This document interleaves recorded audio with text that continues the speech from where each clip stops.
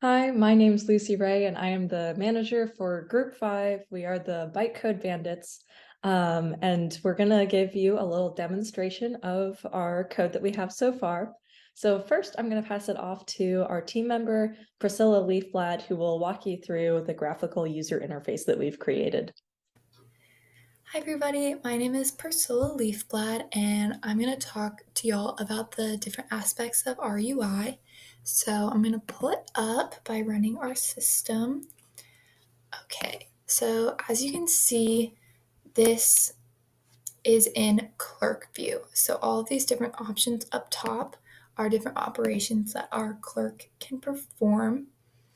And one of my other team members is going to go into much more depth on what each of these options do.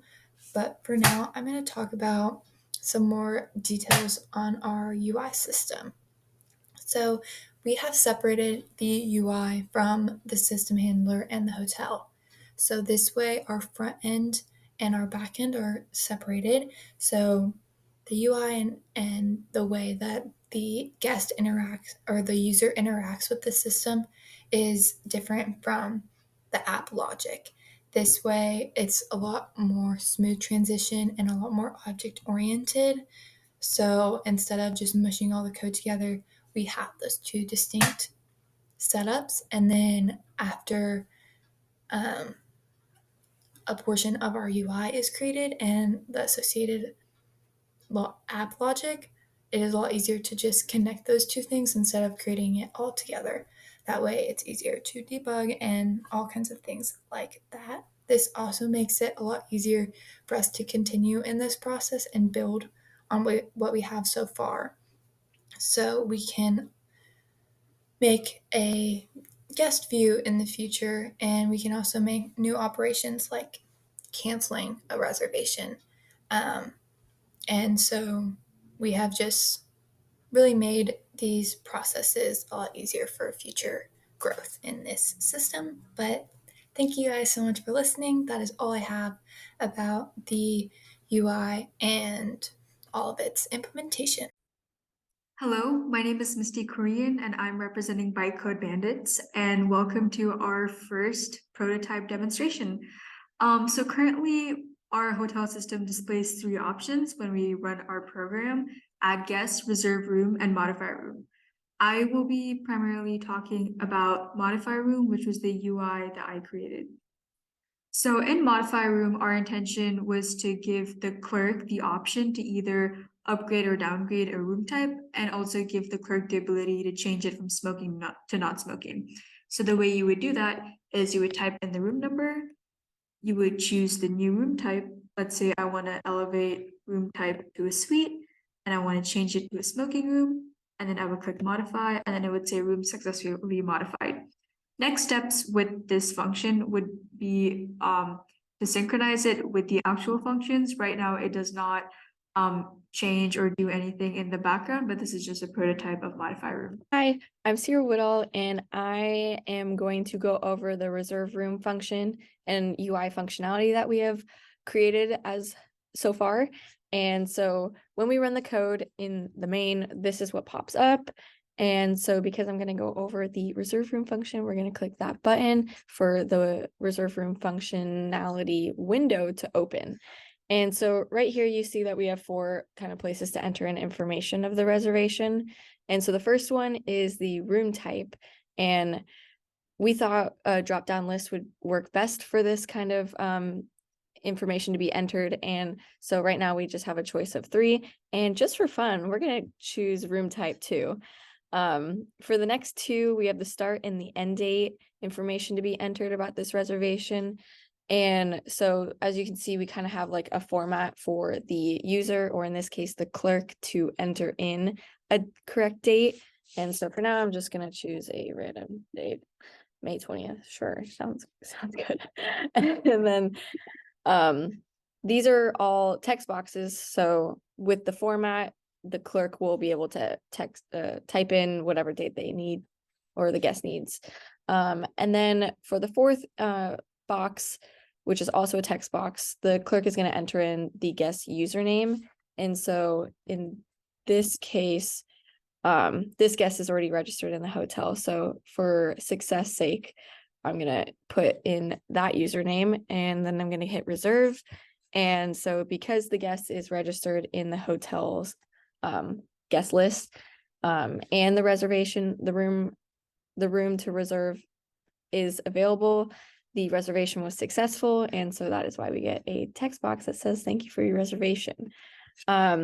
If we enter in an invalid username like this one, and I hit reserve and the guest is not registered, then the text box is going to say the guest username is invalid because I'm not a guest registered in the hotel system.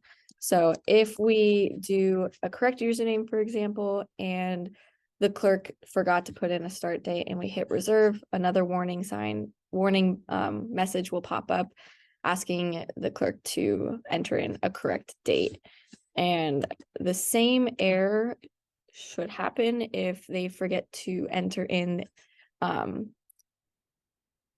if they forget to enter in an end date and we hit reserve, another warning message. So this also works if we just like put in a random incorrectly formatted date, like the number 5.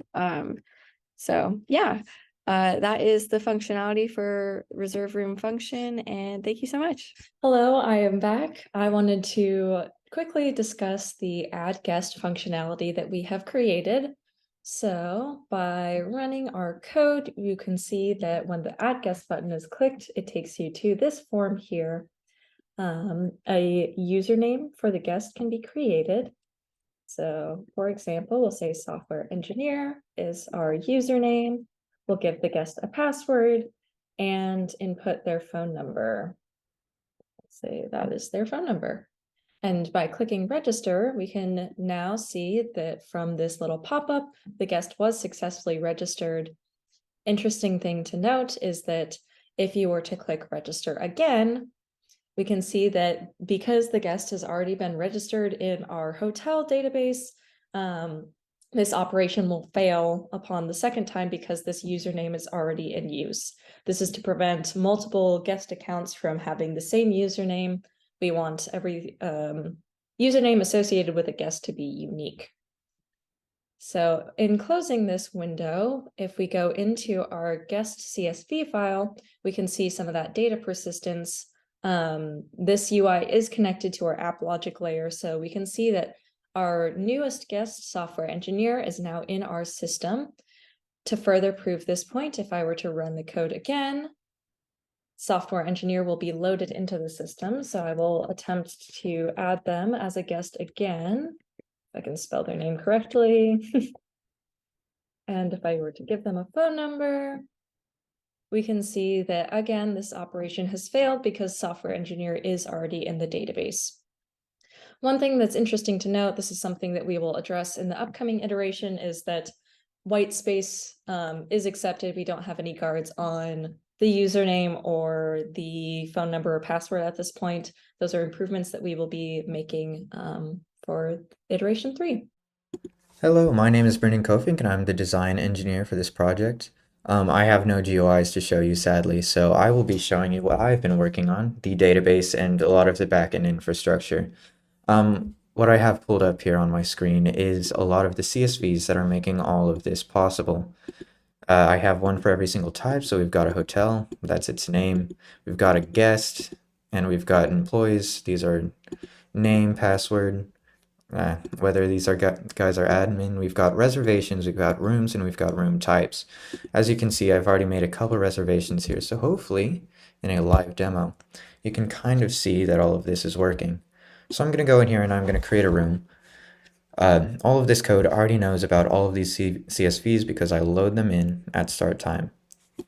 Let's try reserving a room of room type 2, starting at 11. I will go to 11:14, and then I go 11:11, 11:15, 11:11. And we'll reserve with my only guest currently, which is guest ID number 09. No rooms of this type are available. What does that mean? Well, it knows that I have 3 rooms of room type 2. That's this one here. It's 1 because, indexes start at 0. And it sees that every single room, which is 3, 4, and 5 here, that corresponds with room 3, 4, and 5 here, all have been reserved for that time. So you can see already some complex reading of the CSVs is going on in the background.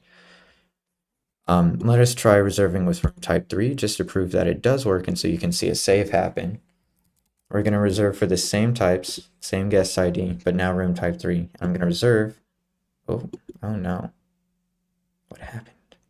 Oh, wait, this is good. There is no room types of room types, or there are no rooms of room type 3. That would be of index 2. Okay, in that case, let's reserve with room type 1. Thank you for your reservation.